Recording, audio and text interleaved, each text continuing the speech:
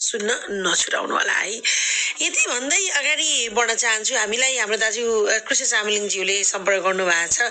उहाँले चाहिँ टोपी दिवसको अवसरमा एउटा मिठो भनौँ एउटा सृजना उहाँले लेख्नु भएको छ, जुन हामीसँग सेयर गर्नुभएको छ। राष्ट्रिय पोसाक दिवस हामीले भर्खरै मनायौँ होइन, दौरा सुरुवाल टोपी हाम्रो यो चाहिँ पहिचान हो भनेर पनि भनेको थिएँ मैले। त यही टोपी दिवसको अवसरमा चाहिँ उहाँले लेख्नु भएको छ। यो एउटा कवितात्मक शैलीमा एउटा प्रस्तुति छ, सृजना छ उहाँको। म तपाईँहरूसँग वाचन गरेर सेयर गर्न चाहन्छु। लेख्नुहुन्छ, आऊ चर्चा गरौँ आज आफ्नै शिरमा रहने सिरान घरे निवासको। शुभकामना सबै समयमा हाम्रो आफ्नै नेपाली टोपी दिवसको। टोपी हाम्रो श्रीपेज हो, आफ्नो गौरव मान हो, सम्मान हो। नेपालीहरूको राष्ट्रिय पोसाक आफ्नै मौलिक पहिचान हो।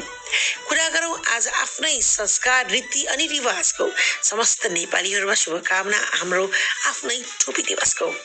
सार्वभौम सत्ता स्वाधीनता हाम्रो नेपाली हुनमा गर्व गरौँ। आफ्नैपनलाई भुली पराया संस्कारमा रमाउन लाज लाग्दैन, अलि शरम गरौँ। आऊ आज चर्चा गरौँ आफ्नोपन आफ्नै नाम सुभाषको। तपाईँ मलाई अनि हामी सबैलाई शुभकामना शिरमा लाउने टोपी दिवसको।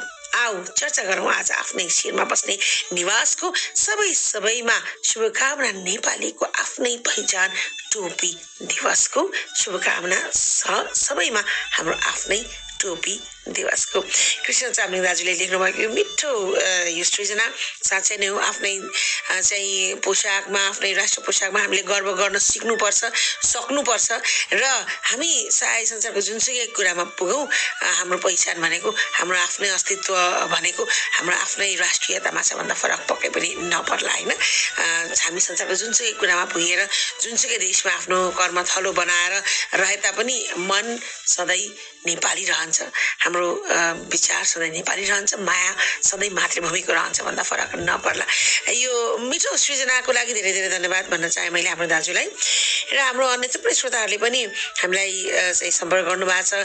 हाम्रो गणेश राई दाजु आउनुभएको छ, उहाँले उत्तर पनि पठाउनु भएको छ र बेजिङ स्टोकबाट उहाँको उत्तरलाई मैले टिपिसकेको छु।